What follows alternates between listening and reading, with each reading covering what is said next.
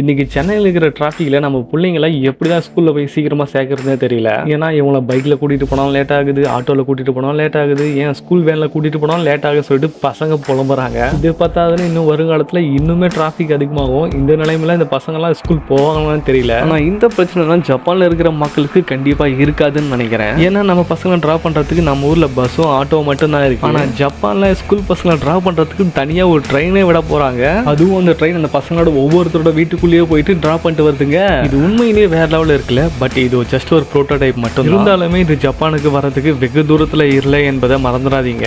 அப்படியே இந்த ஒரு ட்ரெயின் நம்ம ஊருக்கு வந்தால் எப்படி இருக்குன்றதை மறக்காம கமெண்ட் பண்ணுங்க. அப்படியே இந்த வீடியோ பிடிச்சா மறக்காம லைக் போட்டு நம்ம சேனலுக்கு மறக்காம சப்ஸ்கிரைப் பண்ணிடுங்க.